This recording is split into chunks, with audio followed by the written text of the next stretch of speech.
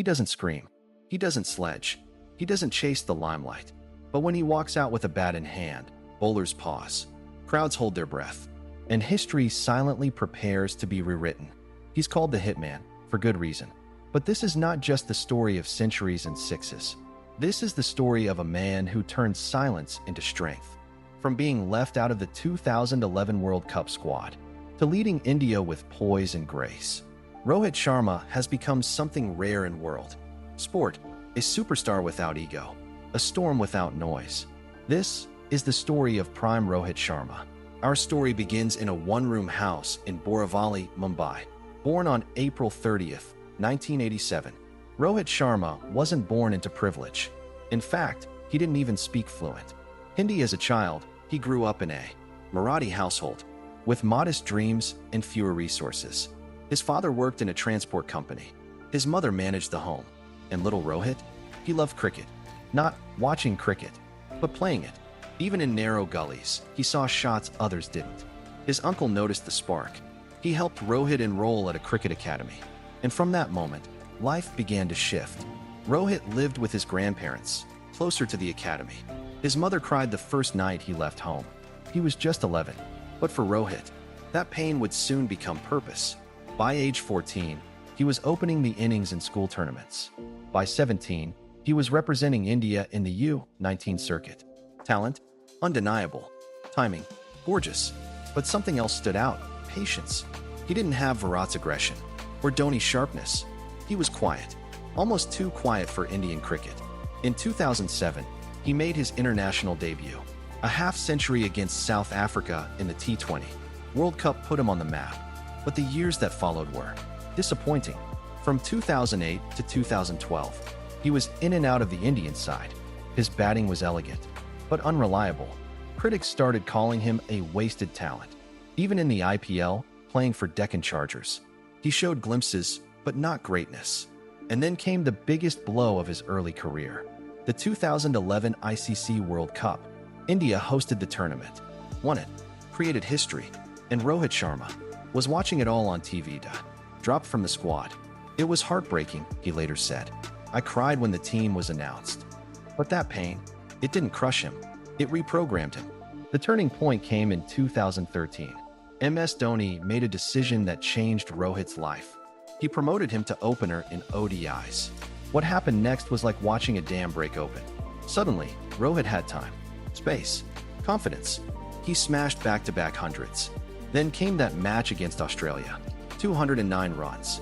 A double century in ODI cricket, something only a few had ever done. In 2014, he did it again, 264 runs against Sri Lanka, still the highest ODI score in history. He was no longer a talent. He was now a Terminator with a bat. But what made him special wasn't just the numbers. It was the way he did it. Slow starts, steady climbs, and brutal finishes. No panic, no noise, just pure, calculated destruction. For years, critics said Rohit wasn't fit for Test cricket. Too slow, too lazy, too casual. But in 2019, he was given a chance as a Test opener at age 32, and he grabbed it like a hungry lion. Against South Africa, he scored 176, 127, and another 100 in the same series. He wasn't just defending his place, he was rewriting his story. By 2021, he was India's most reliable batter overseas. England? Solid. Australia? Sharp. Home pitches?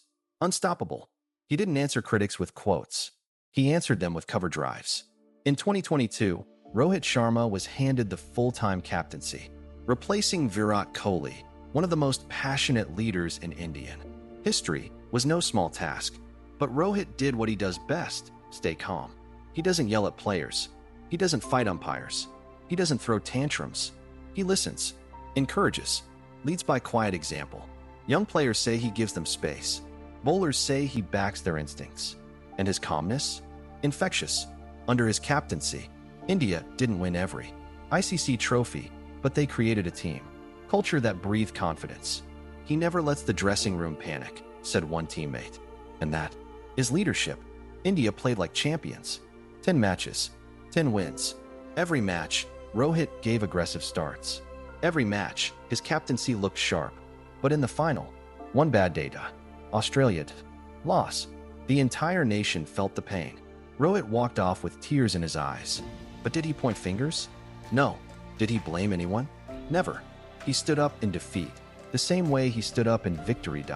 Silent, steady, strong. So what makes Rohit Sharma prime right now? Not just his sixes, not just his records, but his mindset. He's no longer fighting for a place, he's guiding others. He's not just performing, he's leading. He understands the game, the people, and the pressure. And still, he smiles, cracks jokes, remains grounded. He's proof that you don't have to shout to be heard. You don't have to be aggressive to be great. Rohit Sharma's story is not just about cricket. It's about how you come back. After being ignored, after being doubted, after being broken. It's about reinventing yourself quietly. About being calm when the world screams. About being powerful without ever losing your humility. He didn't let success change him. He didn't let failure break him. He just kept going. In an age where everyone wants to be loud, Rohit Sharma shows the beauty of silence, of timing, of maturity, of grace. Because legends don't just hit big shots. They live big stories. If this story inspired you, tell us in the comments. What's one trait of Rohit you admire most? And if you love stories that go deeper than headlines, subscribe to Groton. We don't just talk cricket, we talk character. Until next time, stay calm, stay sharp, stay prime.